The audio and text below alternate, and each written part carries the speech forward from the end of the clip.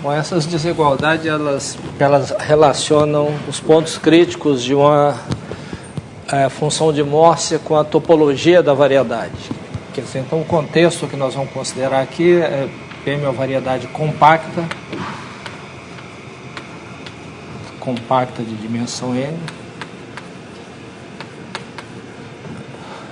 de dimensão n, e f de m em R é uma função de Morse.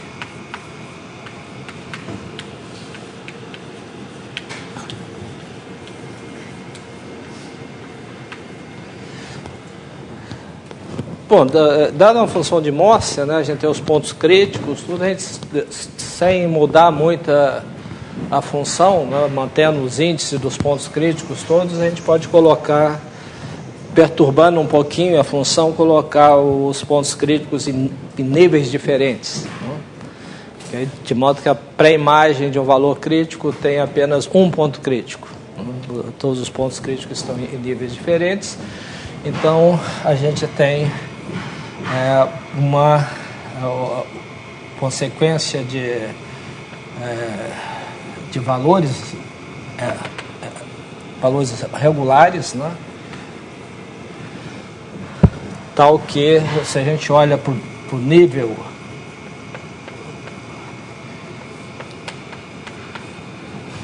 de menos infinito aí, esses aí são todos valores regulares, a gente pode, pelo teorema que nós mostramos anteriormente, a gente tem que, a gente pode passar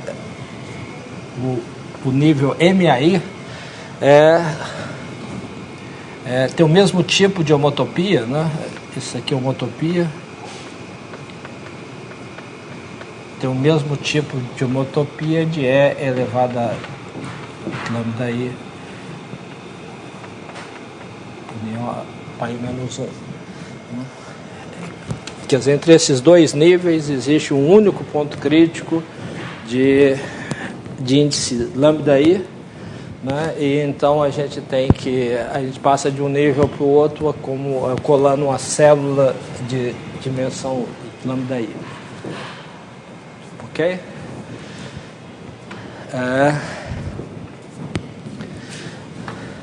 Ok. Então agora nós vamos considerar. Então o teorema que nós vamos mostrar aqui são dois teoremas que de fato são equivalentes, uma maneira diferente de enunciar os dois, né? Então, como sempre, M, nesse contexto aqui, M é uma variedade compacta de dimensão n, uma função de Morse, né? Então a gente pode considerar os seguintes números. Primeiro, o número de bet da variedade, que é a dimensão do HK de M, né? Com relação a um corpo K. K é um corpo. Por exemplo, o corpo dos reais, né? Então esse é um espaço vetorial. A gente pode olhar para a dimensão desse espaço vetorial, que é o número de bet de dimensão K, né? Deixa eu colocar B lambda aqui, ao invés de K, para ficar feito menos notas. E a gente pode considerar um outro número, C lambda, isso é o inteiro, né? Um outro número inteiro é o número de pontos críticos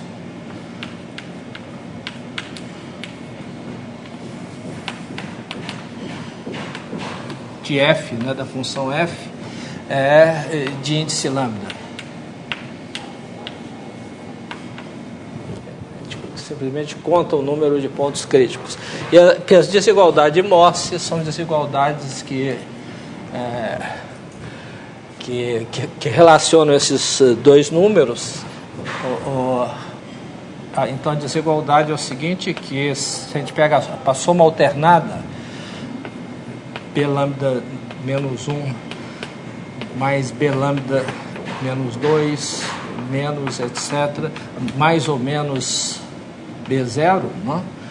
Então, a soma alternada dos números de bet, isso aqui é sempre menor ou igual que a soma alternada correspondente do número de pontos críticos. Certo? Mais ou menos isso é zero. Okay?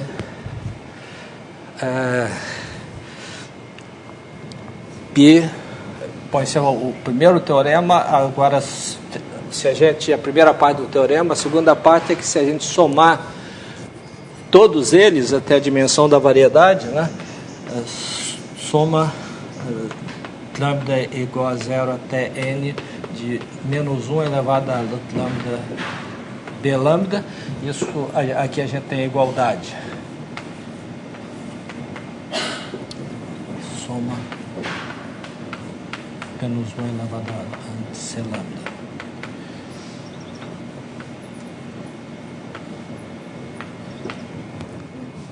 Você tem a soma alternada dos pontos críticos, a gente tem Então, essas são as desigualdades de Morse, né? Um caso particular dessa primeira parte, né? Vou colocar 1 e 2 aqui. Então, 1 implica, em particular, né, que B lambda é menor ou igual a C lambda. Quer dizer, se a gente tem alguma homologia em dimensão lambda, então qualquer função de Morse tem que ter um ponto crítico com essa coisa, certo? Qualquer que seja a função de Morse. Isso é óbvio, né? Porque se isso vale para todo lambda, vale para lambda menos 1 também, aí a gente soma as duas, a gente tem a desigualdade em C lambda. Ok? E uma outra maneira de enunciar esse mesmo teorema, que nós vamos mostrar que eles são idênticos, né? Uma maneira mais econômica, é usar a seguinte definição. Então, vamos colecionar esses dados todos em um polinômio que é chamado polinômio de Poincaré, de M. Polinômio de Poincaré de M. Esse polinômio é o seguinte: PT de M é igual a soma K igual a zero até N de BK T elevado a K. A gente pega os números de bet e associa esse polinômio. E a gente tem, analogicamente, o polinômio de Morse.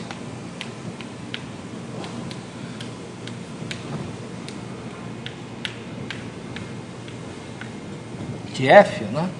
Isso aí é chamado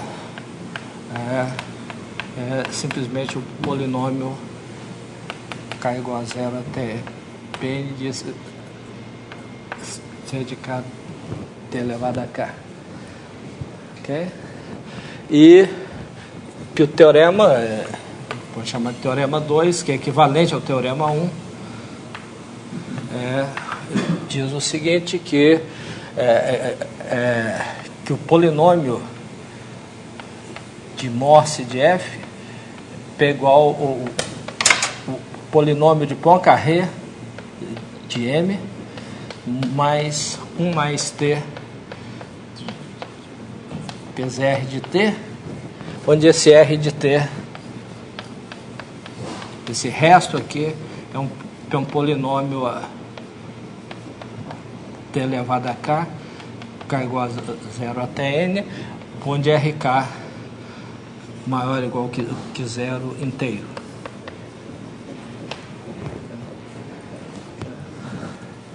Isso é muito fácil ver que isso aqui é equivalente a isso aqui.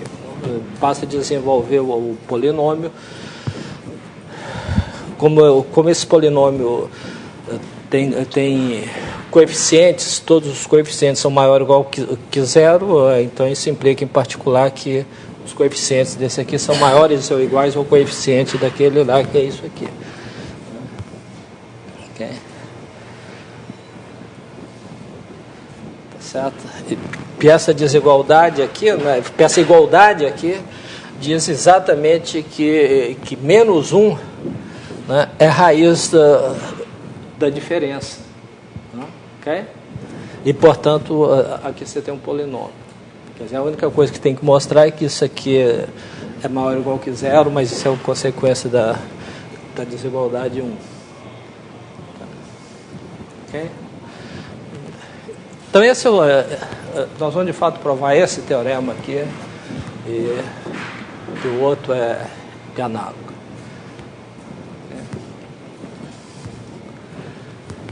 Ok.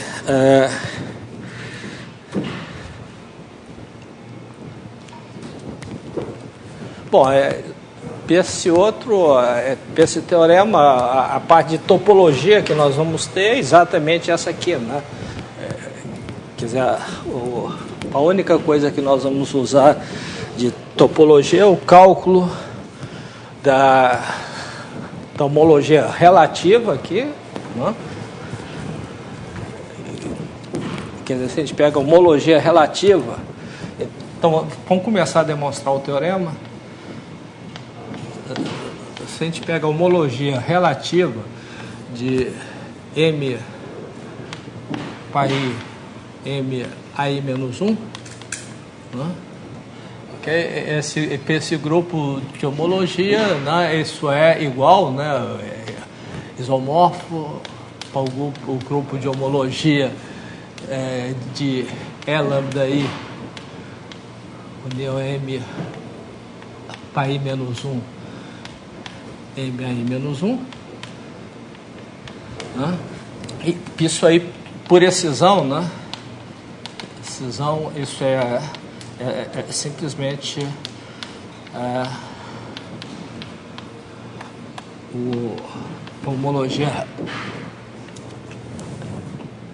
relativa da célula pelo bordo da célula, né? Isso aqui a gente sabe, né?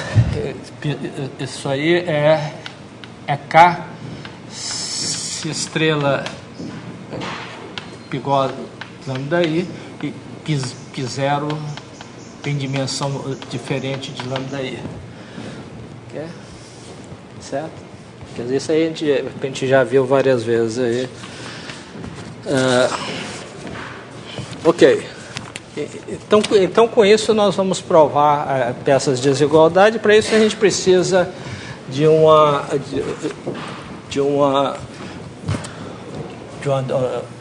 bom, vamos dar outra definição.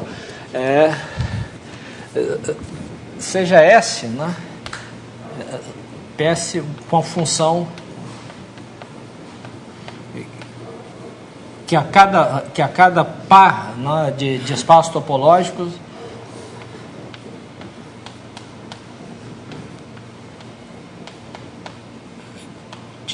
de espaços topológicos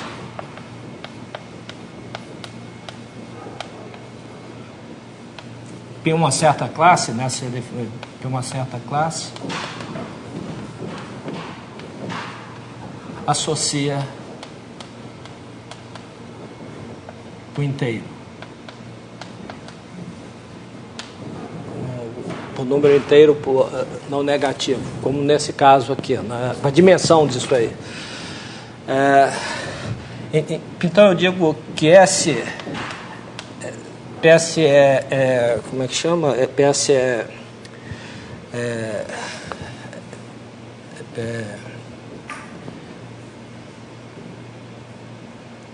como é que fala o negócio? PS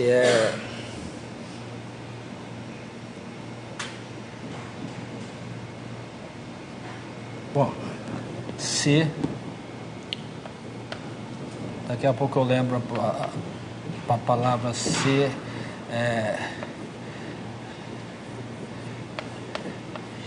X,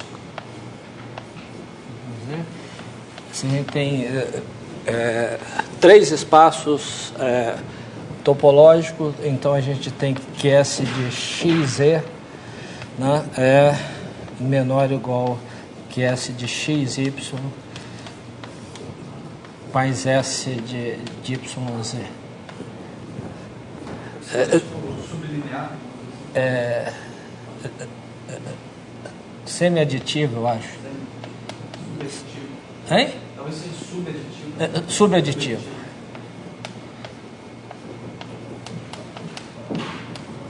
Tá? Eu digo que essa é aditiva.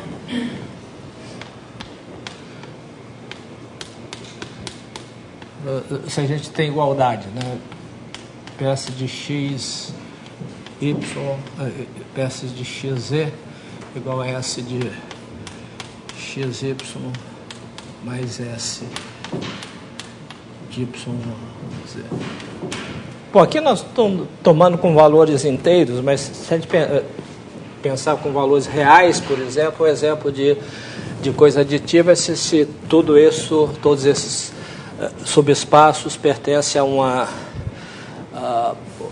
um espaço que tem uma medida, né? Isso aqui seria a área do coisa. Por exemplo, a área é aditiva se os conjuntos são disjuntos, né?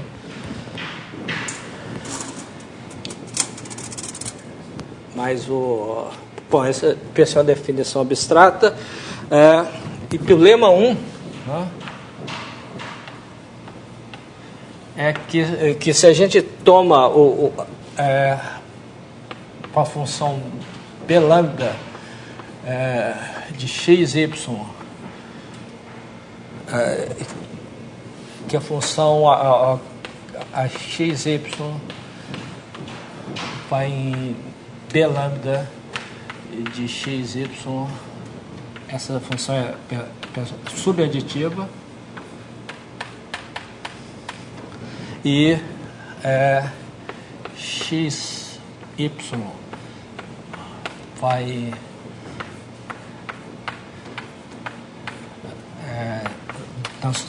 soma alternada xy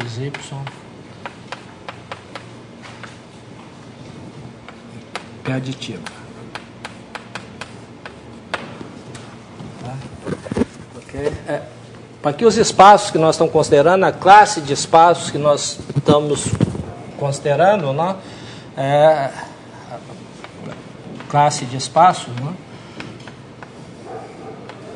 né, são aqueles que, primeiro, que esses números sejam finitos, né, ok?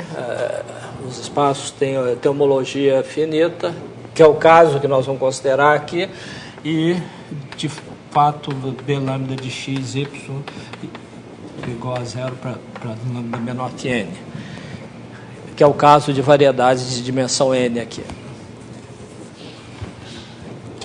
Quer dizer, se a gente pega a classe de espaço topológico com essa propriedade, então esses caras aqui, essas funções são subaditivas e a de baixo é aditiva.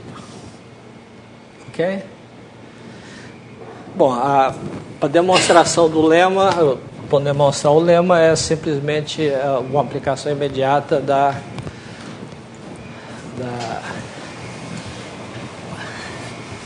sequência exata de termos, né? Você tem as inclusões, né? Então, demonstração do lema 1.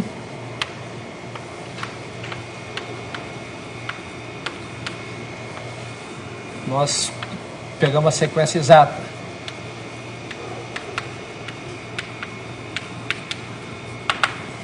Para a sequência exata, a gente tem aqui o H lambda, né, de YZ. Depois a gente tem uma aplicação em lambda induzida pela inclusão, né, de Y em X em H lambda de XZ. Okay. Aí a gente tem uma inclusão, né, induz uma aplicação para H lambda de XY. E aí a gente tem uma aplicação de lambda aqui, que vai no H lambda menos 1 de YZ, e aí continua, né?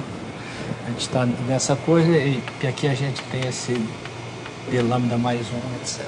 Então a gente tem essas aplicações que, como a gente viu, formam consequência exata. Ok?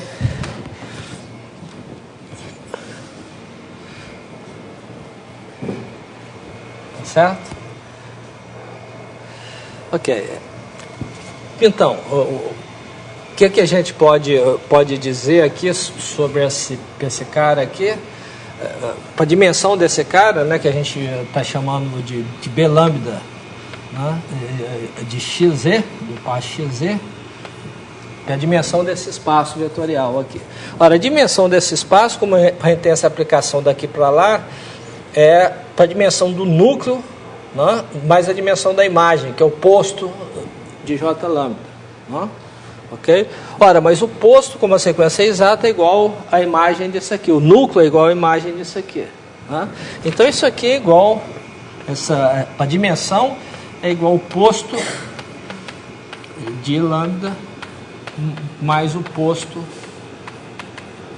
de J lambda. Ok? Tá certo? Pois o posto de lambda, o que é o posto de lambda? O posto de lambda é a imagem, é a dimensão da imagem. Ora, mas a dimensão da imagem é menor ou igual que a dimensão desse espaço aqui. Né? Então, isso é menor ou igual a B lambda de YZ, que é o posto de lambda, e mais o quê? Mas a imagem, o posto disso aqui. O posto disso aqui é a dimensão da imagem. A dimensão da imagem é menor ou igual que a dimensão desse espaço. Né? Então é mais P lambda de YZ. Ok? Portanto, a gente tem a desigualdade que a gente queria. Quer dizer, então essa função é subaditiva. Né? Certo?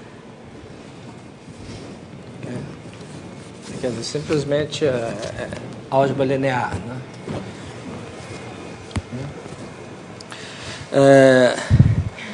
Bom, falta provar outra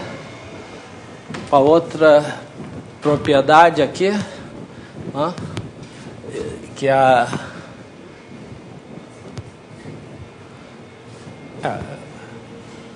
bom, vou apagar isso aqui depois.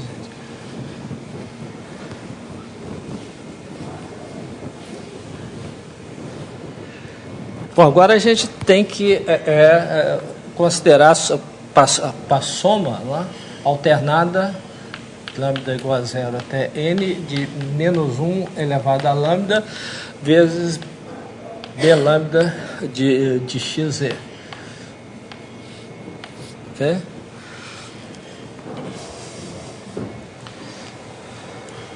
Ora, mas isso aí, a gente já viu aqui, né, que cada um deles é o posto desse mais o posto desse. Né? Então, esse aqui é soma, né?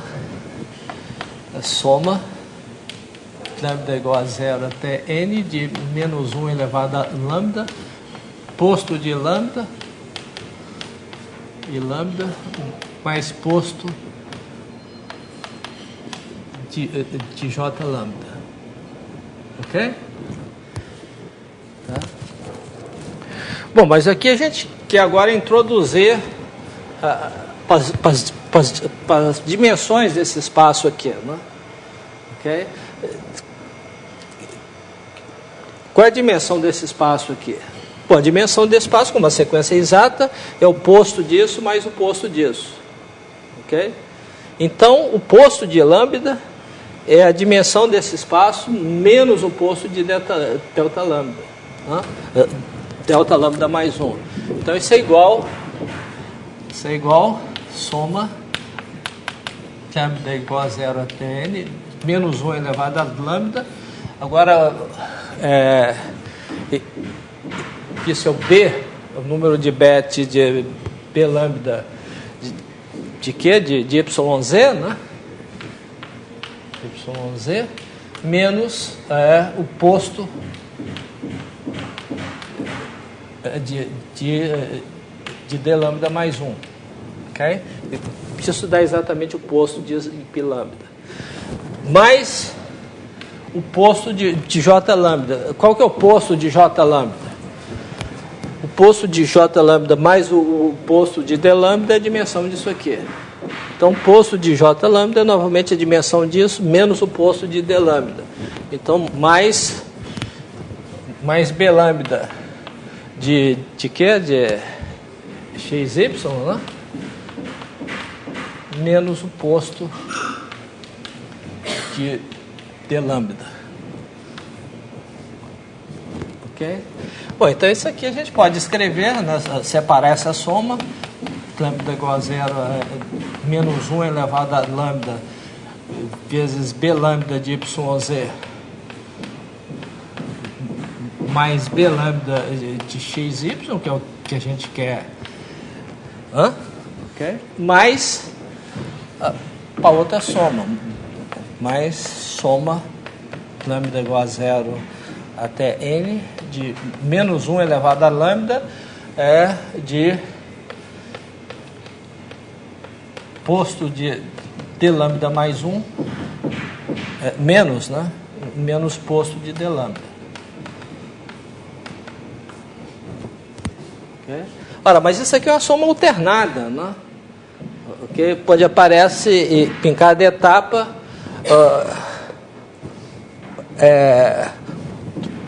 posto das aplicações e na outra etapa eu troco o sinal, aparece com o sinal contrário.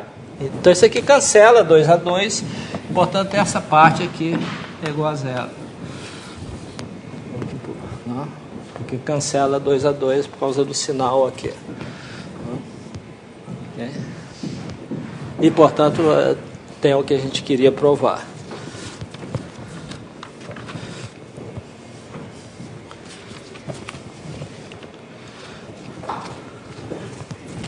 Bom, então, outra observação, aí, outro lema, se quiserem, né? Acho que vou deixar essa sequência exata aqui, que não tem que usá-la mais aí.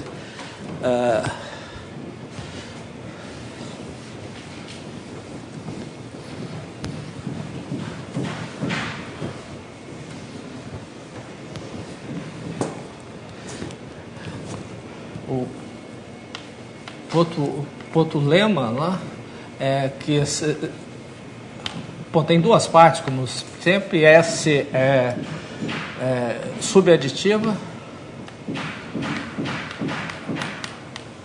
e a gente tem uma sequência agora de espaços, né? Xn, xn menos 1, etc. Até um certo x0, agora é uma sequência. Então a gente tem que S de xn e x0, né, é menor ou igual que a soma I igual a zero até N de S de xz. X menos 1. E parte B, se for aditiva, a gente tem igualdade. Aditiva. Então, S de xn e x0 é igual a soma igual a zero até N PS de xz. X menos 1. Ok? Bom, isso aí é por indução, né? Então, a demonstração é por indução PN, né? Por quê? Porque a gente tem que S de xn e x0, né? Esse é menor ou igual, por aditividade, né? xn menos 1 mais S de xn menos 1 x0. Ok? Ora, mas por indução, a gente já sabe que isso aqui, por indução, é menor ou igual que essa soma. Aí, então, I igual a 0 a n menos 1. Tá certo? Então, se a gente soma mais 1, vai de I igual a 0 até n. Ok? Idem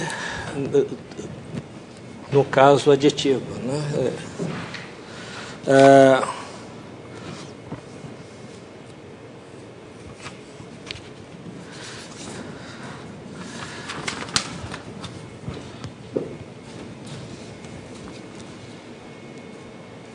Então, como a gente já viu, né,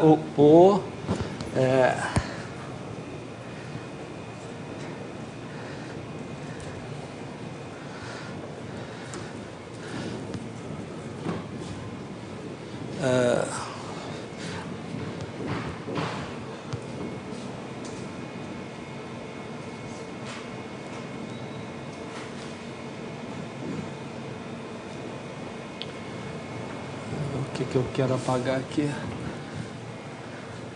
Bom, isso aqui a gente já mostrou.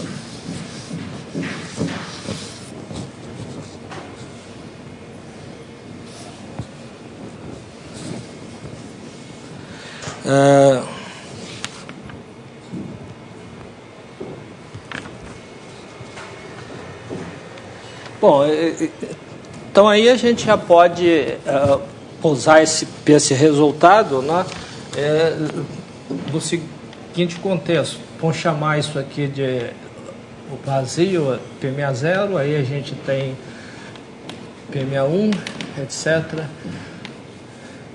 P6K, né, e B lambda. Então a gente tem que B lambda de M, né, okay, que é a mesma coisa de dizer B lambda do par M vazio, né, que é menor ou igual soma de B lambda de MAI menos 1, que é igual a 0 até K. Ok? Tá certo? Mas aí a gente já viu, né? Já tinha visto que cada vez que a gente atravessa um ponto crítico, a gente tem exatamente, a gente soma 1. Porque a dimensão do espaço, né, do H lambda de AI para I menos 1, a dimensão é 1, né, porque é isomórfico ao corpo. Né? Então, cada vez que a gente atravessa, a gente tem coisa. Então, esse número aqui pegou a C lambda. Ok? E, portanto, a gente tem também que a soma de menos 1 elevado a lambda de P lambda de M é igual a soma de menos 1 elevado a lambda C lambda igual a 1 até M. Não, igual a 0 até M. Então a gente já tem esse fato. Mas a gente quer mais, né? A gente quer essa desigualdade aqui, que é mais forte que essa aqui, né? Ok? A peça está dizendo só que B lambda é menor ou igual a C lambda, que é uma consequência dessa aqui. Então, para isso, a gente precisa de mais uma observação, né? que é o seguinte lema. Então, lema 3 agora a gente define o S lambda de x, y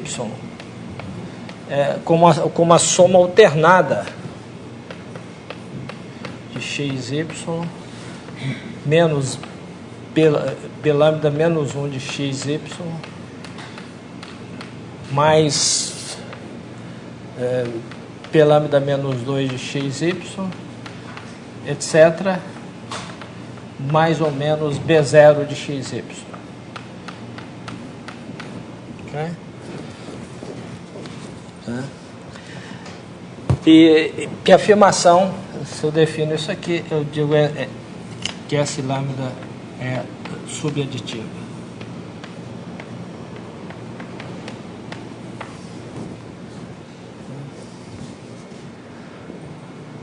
Tá certo? Bom, isso aqui novamente vem dessa sequência exata aqui, que a gente, bom, antes de, para poder apagar isso aqui, né, vamos ver que o lema implica imediatamente o teorema, né? Ok? Tá certo? Porque S lambda sendo subaditiva, né, a gente pode usar o lema anterior, né, e concluir que a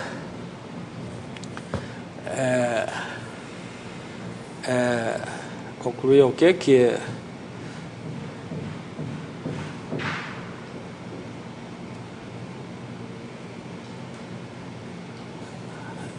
Como é que a gente faz?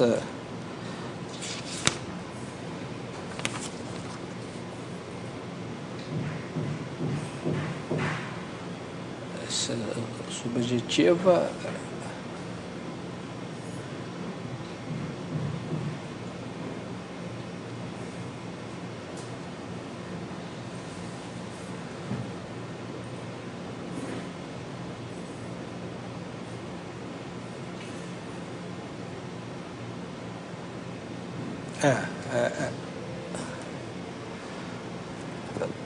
Novamente a gente usa o fato que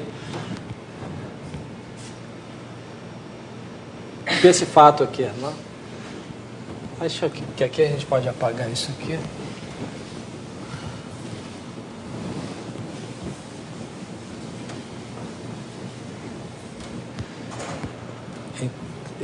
Então, se a gente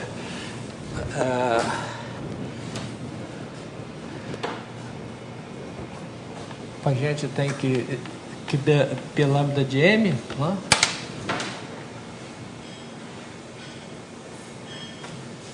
Que é S lambda de M, né? S lambda de M vazio, né? Que é que por um lado é igual a soma, né, de menos 1 até I de PI de M, né, igual a 0 até lambda. Então,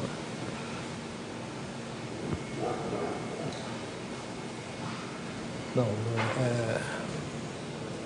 como é que é?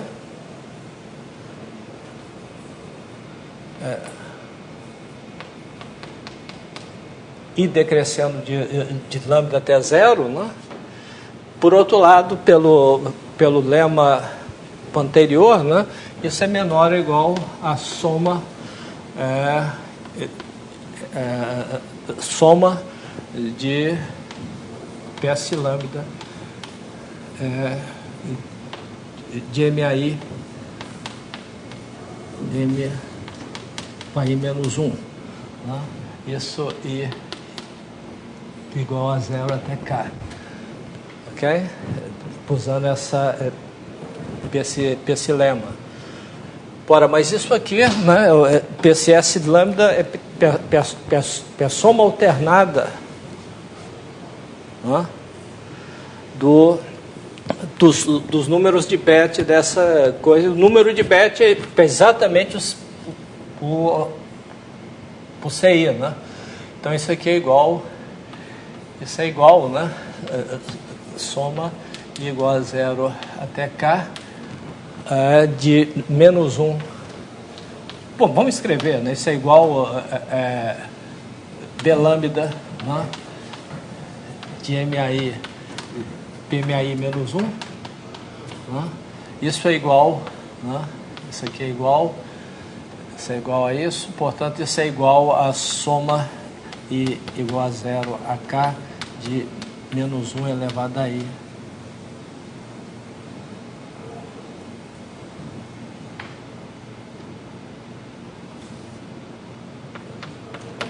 C lambda I, quer dizer, o número de pontos críticos de índice lambda I.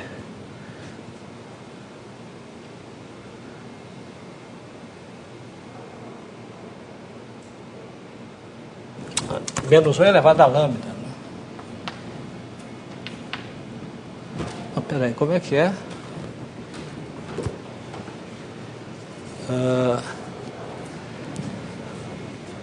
Onde é que está o...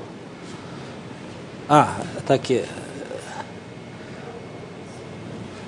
Não é menos 1 elevado a lambda. Como é que eu faço isso?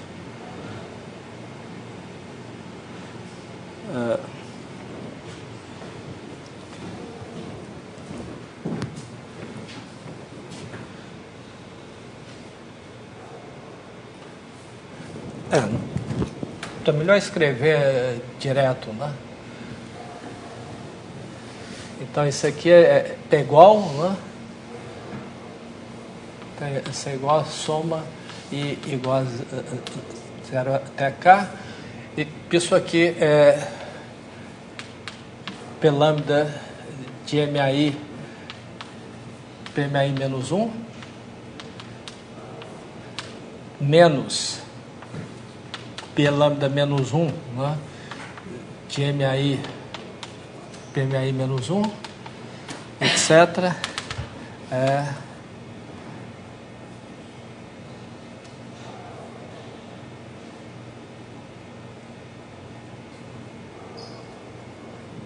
Mais ou menos B0 de MAI, PMAI menos 1.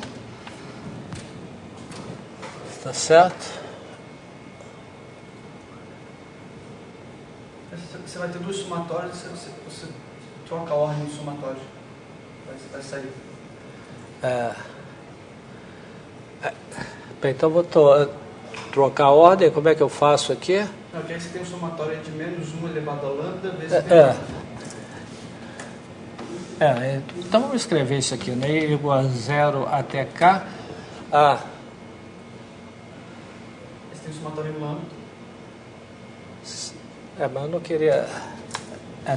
tem que trocar a ordem dos somatórios aqui, não?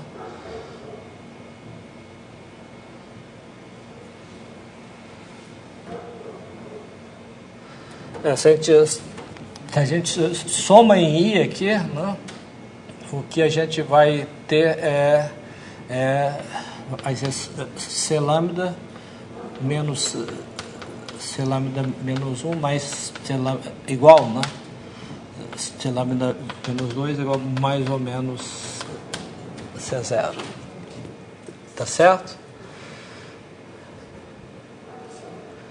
Quer dizer, se eu fixo lambda, né? Que soma em I aqui, né? Ok? Com lambda fixo. Não, o que eu estou fazendo?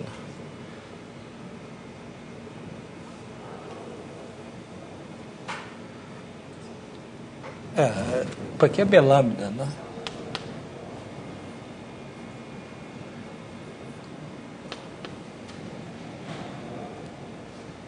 Não.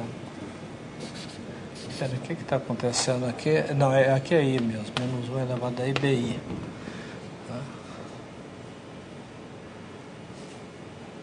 Tá certo? Aí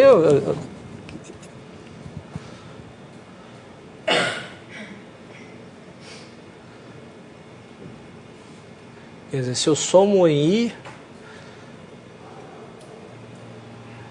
se eu somo em I, esse termo dá o C lambda, né? Se eu somo em I, esse termo dá o C lambda menos 1 e assim por diante, não? Ok? Ok. Então, com isso, a gente tem a desigualdade de Morse aí. Que é exatamente o que a gente queria mostrar aqui.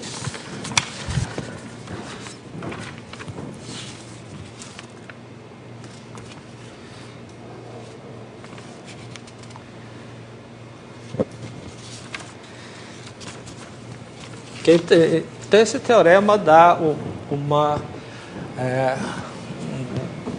uma condição, uma cota inferior, né, para o número de pontos críticos, né, que em termos da topologia da variedade. Bom, vamos ver um exemplo de uma função de Morse onde a gente possa calcular esses...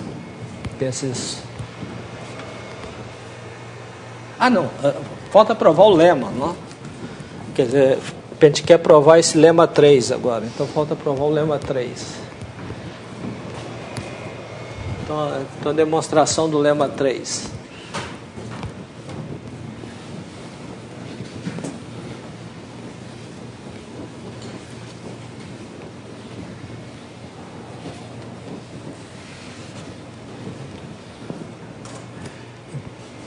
Então, demonstração do lema 3. Bom, o lema 3 segue dessa sequência exata aqui. Então, agora eu posso apagar o teorema aqui também. Então, segue dessa sequência exata, né?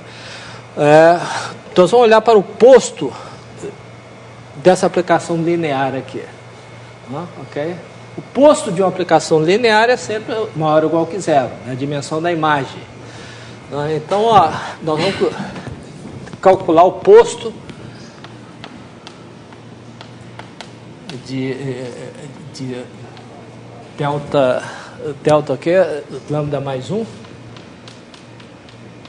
Isso aqui é maior ou igual que zero sempre.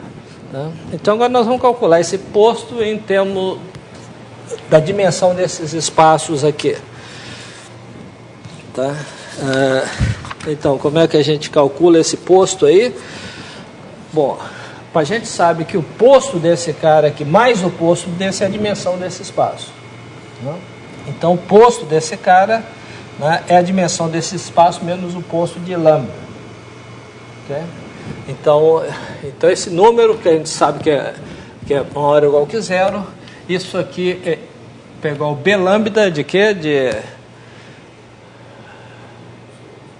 YZ, né? Menos o posto de lambda. Ok? Ora, mas o posto de lambda, né? Então agora a gente pode... B lambda de YZ, o posto de lambda, como é que a gente calcula o posto de lambda? O posto de lambda mais o posto de J lambda é a dimensão desse espaço, que é o B lambda de XZ. Então isso aqui eu posso substituir menos B lambda de XZ, né? Mais, né? Posto de J lambda. Ok? Ora, mas o posto de J lambda, como a sequência é exata, né? O posto de J lambda mais o posto de D lambda é igual à dimensão desse espaço. Então, isso aqui é igual B lambda de YZ, né? Menos B lambda de XZ, né? Mais B lambda de quê? De Y, de XY, né? Mais posto de D lambda. Ok? Tá? Bom, então a gente repete o cálculo aqui, né? A gente já teve que esse posto de D lambda mais 1 é isso aqui. Então isso aqui é igual, né? O posto de D lambda a gente faz a mesma coisa. Então dá esse cara que a gente já calculou aqui, mais B lambda de XY, e o posto de coisa dá o quê? Dá B lambda menos 1 de YZ menos B lambda menos 1 de XZ mais B lambda menos 1 de XY mais posto de D lambda menos 1.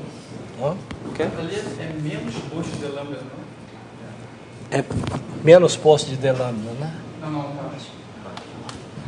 Menos, que a gente vai repetir. Hein?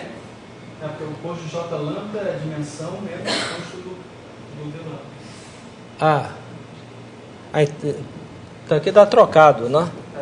Tá? Então aqui é menos, mais, menos, né? E que agora dá mais, né? Ok? E aí a gente repete o argumento.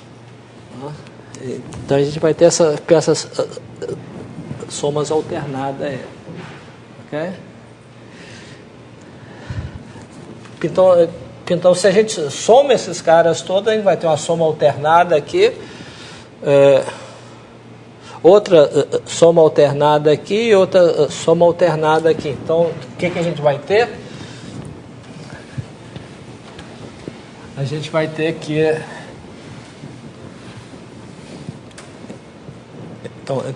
Então, repetindo o argumento, a gente vai ter que essa soma total, que é maior ou igual que zero, então a gente pode escrever essa soma total é B lambda de YZ menos B lambda menos 1 de YZ mais B lambda menos 2 de YZ, etc., até zero, né? Menos B lambda de XZ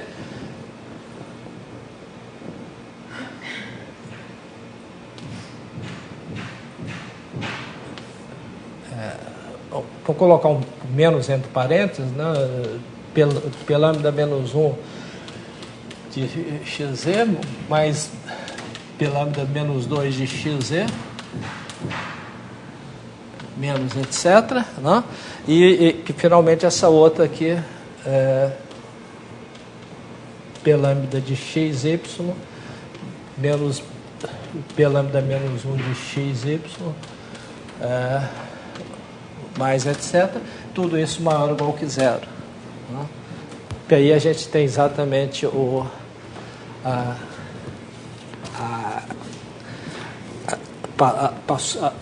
subaditividade desse cara, né? Quer dizer, o XZ está aqui, porque a gente tem a soma, né? Passa os termos em XZ para o outro lado, a gente tem a desigualdade da...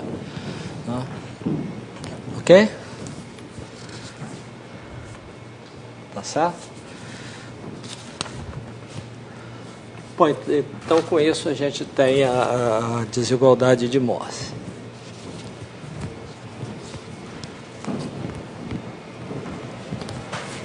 Alguma dúvida aí? Bom, vamos ver um exemplo de aplicar de função de Morse, né? Um exemplo interessante é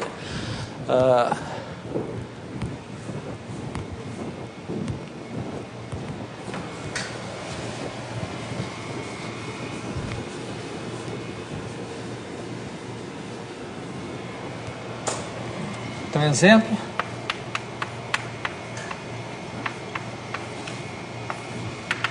Bom, vamos considerar o seguinte, vamos considerar uma esfera de dimensão n mais 1, mergulhado em Cn mais 1, né? E aqui a gente tem a projeção disso aqui em CPN. Okay? Tá certo?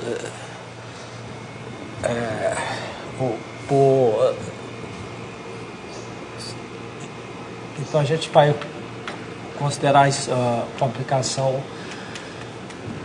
2n mais 1 em R, né? Dada da seguinte maneira: você pega um ponto aqui, que é um ponto que tem n coordenadas complexas tal que a soma dos quadrados é igual a 1, né? Isso vai associar da soma k igual a 1 até n de k vezes o quadrado da norma de zk. Ok? Então é uma função que está definida na esfera e tomando valores em R. Mas observe o seguinte, que se a gente multiplica esses vetores aqui que estão na esfera por por imaginário, por elemento do círculo, né? Etc. Elevado a i θ zn. Isso aqui não altera a norma, isso aqui é f de Z1 Z0 Zn. Tá certo? Então esse f aqui, que em princípio está definido aqui na esfera, né? Ela passa ao quociente, né? Porque o CPN é exatamente as classes de equivalência onde você identifica que esse cara é com esse. Okay? Então isso define uma aplicação G em CPN, em coisa onde agora se define para a classe, né, de equivalência desse ponto é igual a soma K ao quadrado K igual a 1 até N. Tá certo? Esse é o G. Ok? Então vamos mostrar que esse G é de fato uma função de Morse e calcular os pontos críticos dessa função. Okay?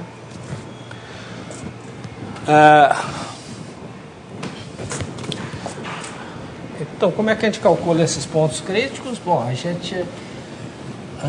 nós temos que ver os pontos onde a derivada se anula. Para isso é bom a gente olhar em cartas locais como é que essa função G funciona em cartas locais, né?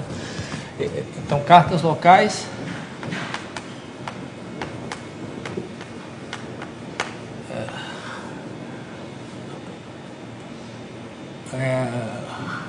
bom, a gente tem o CPN, né? A gente pode cobrir o CPN pelos seguintes abertos, né? O I, né, é o conjunto das classes Z0 Zn pertencente a CPN, tais que o ZI é diferente de zero.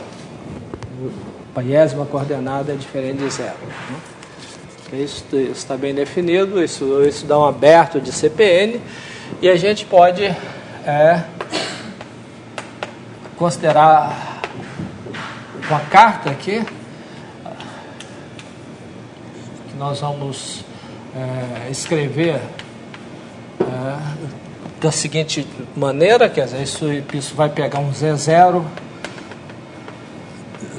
Zn, né? Isso aqui eu vou levar eu vou separar a parte real da parte imaginária, né? Então eu vou escrever isso aqui da seguinte maneira: x0 xi, que eu vou tirar fora o xi, né, para ter exatamente n coordenadas. Aqui a gente tem n mais 1, né? Tiro o xi fora, etc. xn, e idem para a parte imaginária. O yi está fora, vai ter yn, né? onde o seguinte, onde a gente vai para essas coordenadas, o xk mais yk estão relacionados com esses caras aqui da seguinte maneira: esse é igual a zi zk sobre zi. Okay? Tá? Quer dizer, esse número complexo aqui eu chamo dessa maneira.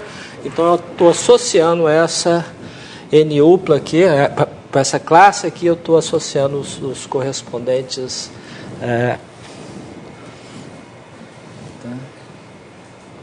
observe que isso aqui está bem definido, né? Se eu pegar uma outra classe, quer dizer, multiplico por um número complexo de norma 1, então esse número cancela aqui. Né? Então isso aqui está bem definido. Ok? Então essa aplicação, isso é uma carta local aí nesse aberto aqui. Ok? Bom, então agora vamos pegar a função g. Né? O que a função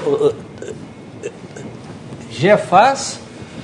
Vocês observam o seguinte: estou definindo dessa maneira aqui, né? Então tem que o zk ao quadrado, né? Pegou o quê? Para a norma de zk ao quadrado, para a norma desse número complexo aqui, que é xk ao quadrado mais yk ao quadrado, né? É o quadrado da norma desse cara aqui. O quadrado da norma desse é exatamente o zk, né? Porque isso aqui vai cancelar. Okay? Então, zk ao quadrado é igual a xk ao quadrado mais yk ao quadrado se k diferente de i. Né? Pisei ao quadrado é o que sobrar, né? Então, z ao quadrado é 1 menos soma k diferente de i de xk ao quadrado mais yk ao quadrado. Bom? Ok? E, portanto, para a nossa função g, né? O que é a função g nessa carta? Né? O que é a função, para a expressão de g nessa carta? Vai pegar o x0, xi, xn, y0, yi está fora, yn, né? Vai levar em quê? Bom, para a expressão em termos do k é isso aqui, né? Então, é soma, como é que é? Tem um termo em i, né?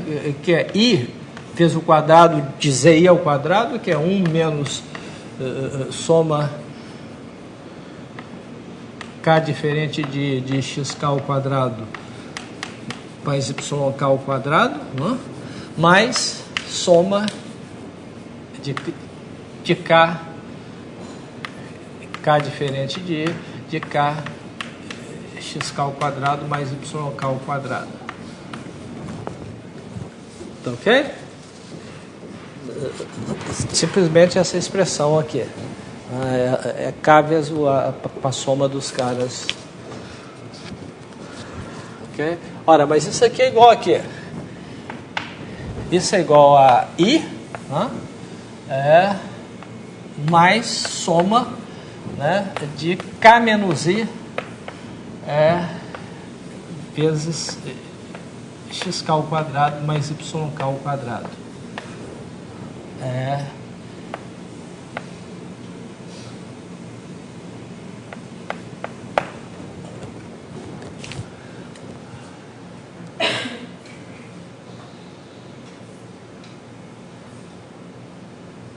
K diferente de, tá certo? Ok? Bom, então nessas coordenadas, onde é que que a derivada se anula? Bom, isso aqui é uma constante, né? Se é uma constante, esse aqui é xk ao quadrado mais yk, o único ponto crítico aí é o zero. Né? Ok? Que esse anda de g, que zero o que é? É a derivada segunda disso aqui, a matriz desse ano. O que acontece aqui? Porque para a derivada em relação a xk é 2, para a derivada segunda em relação a yk é 2 também. Então a matriz é diagonal, né? Vou escrever a matriz desse ano aqui.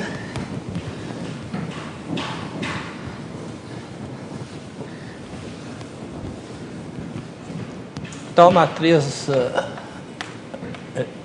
especiana de G no zero, é a matriz o quê?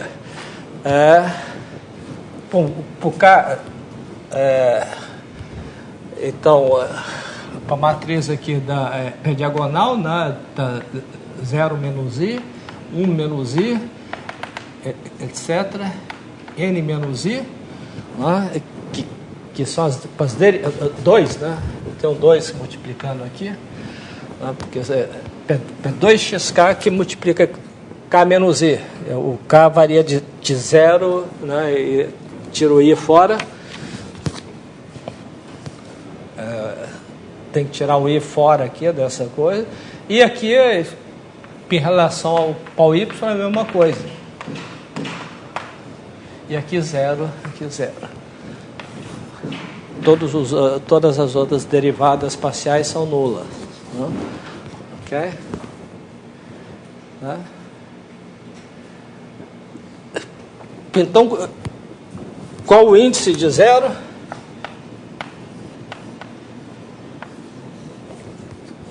Qual seria o índice de 0?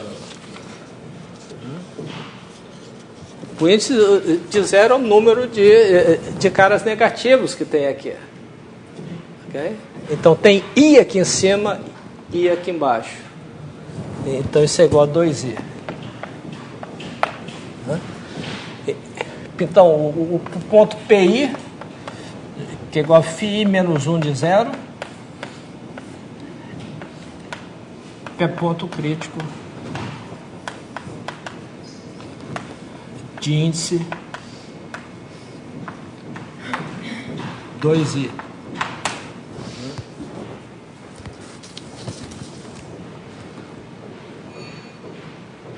Ok?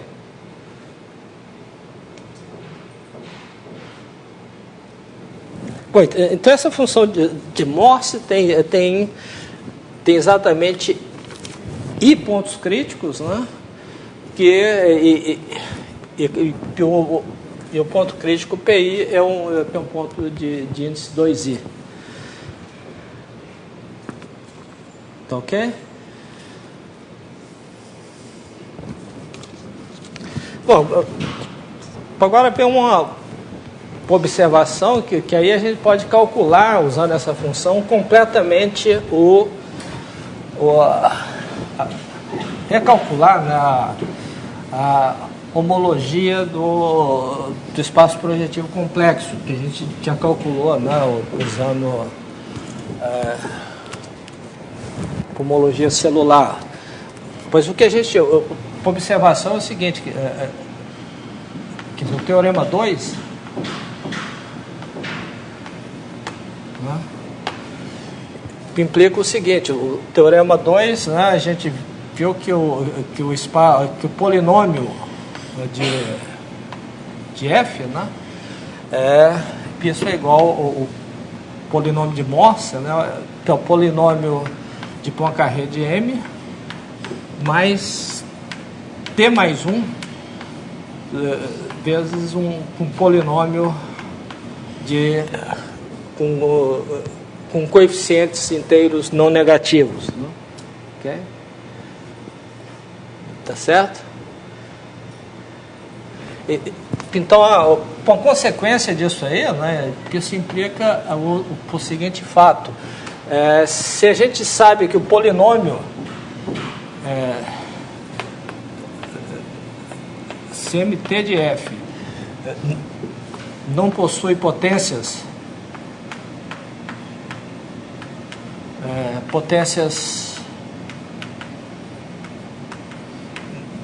não nulas consecutivas,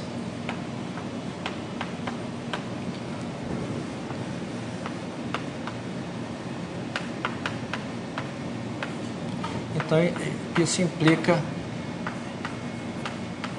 que R de T é identicamente nulo, o que implica que o polinômio de Morse de F pegou o polinômio de Poincaré de T.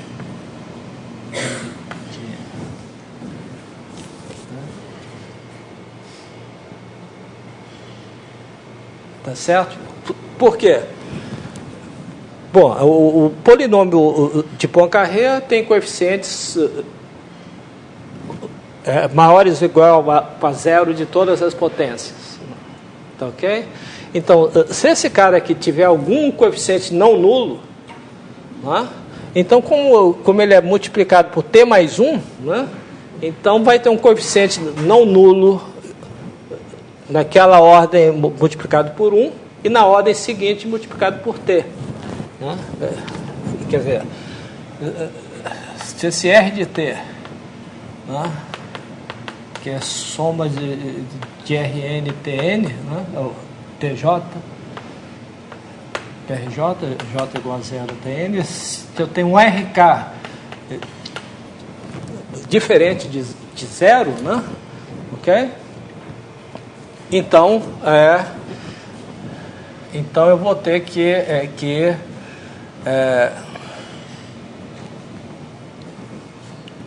vou ter o quê?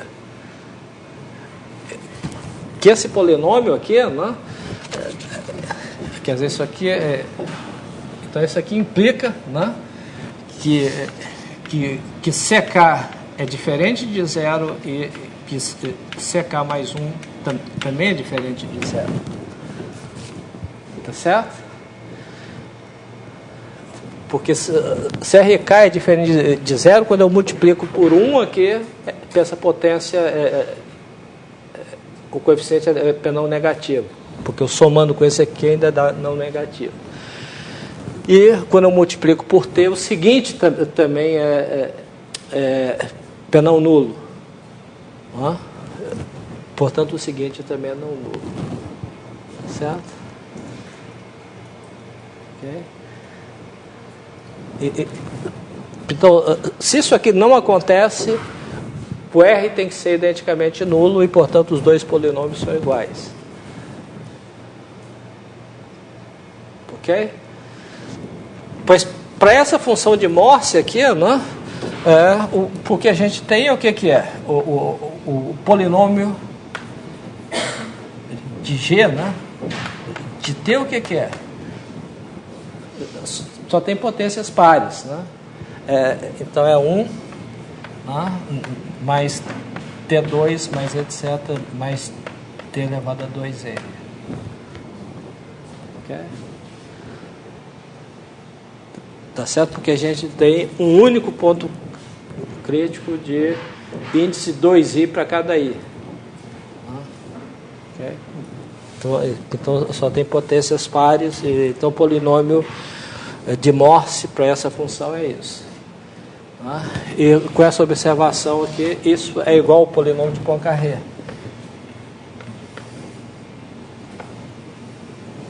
Pegou o polinômio de Poincaré.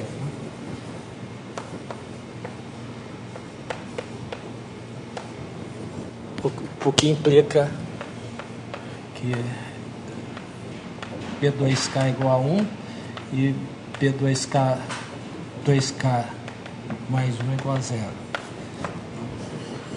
Tá certo? As dimensões os números de beta em dimensão par são todos iguais a 1 e dimensão ímpar são 1. Tá certo? Bom, então isso aí é um exemplo de como é que a gente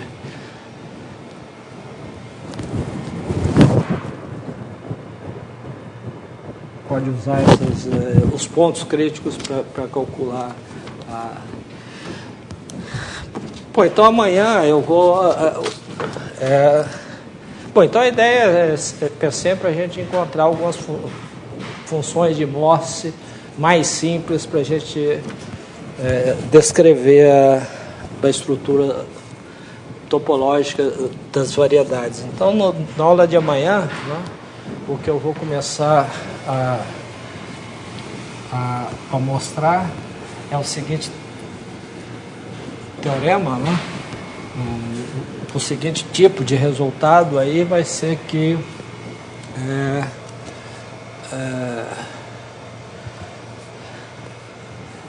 que existem funções de Morse mais bem comportadas. No seguinte sentido, você tem uma função de Morse, né, função de Morse.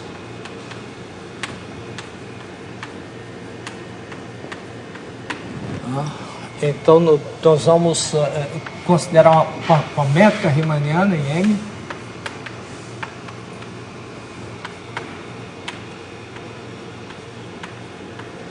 Antes disso, tem uma função nós vamos mostrar o seguinte fato. Primeiro teorema, né, digamos.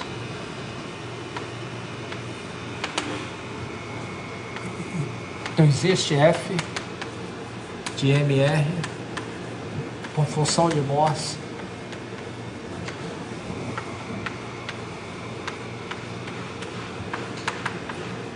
tá o que?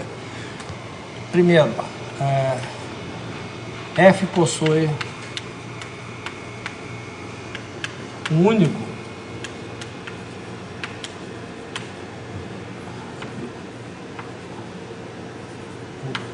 ponto crítico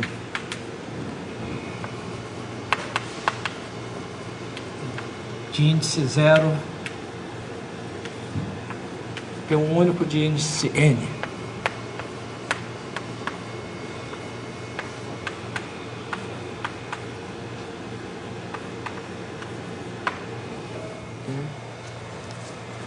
E pela segunda nós podemos coordenar, né, se é ponto crítico de índice I, então PF de C igual a I, quer dizer, nós vamos colocar todos os índices, todos os pontos críticos de índice I no mesmo nível, e esse nível PI. E finalmente nós vamos considerar uma métrica riemanniana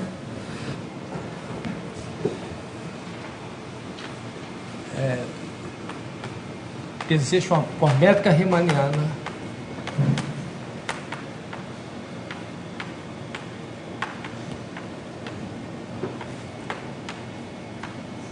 PM, tá? Tal que das cartas locais de Morse,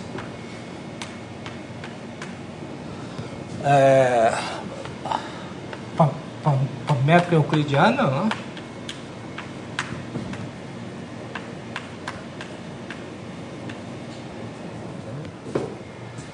Ok? E mais ainda, se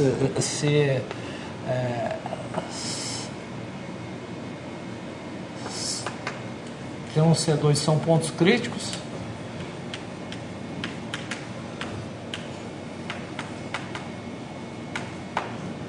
então WS de C1 é transversal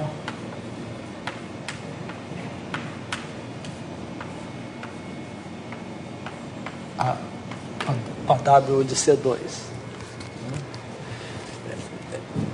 Onde aqui onde o WS de C1, né?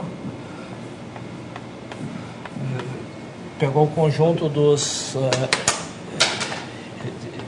x pertencente a M, tais que φt de x converge para C1 quando WS, quando tende a infinito, né? E PWU de C2 é o conjunto dos x pertencente a M, tais que T de x converge a C2 quando tende para menos infinito. Onde φt é o fluxo do gradiente de F.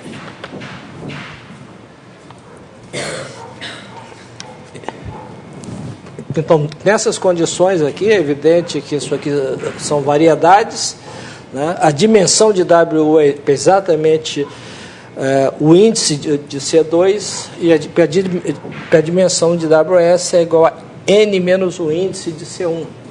Né? Então, essas duas variedades sempre são transversais. E aí nós vamos ver que uma função de Morse com todas essas propriedades, ela dá uma estrutura muito simples na variedade. Isso vai implicar, em particular, imediatamente que a variedade, toda variedade tem uma estrutura de CW complexo.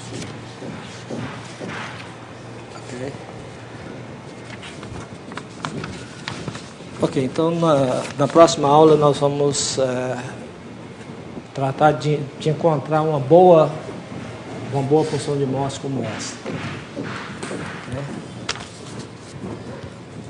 Então a próxima aula é amanhã às 8h30.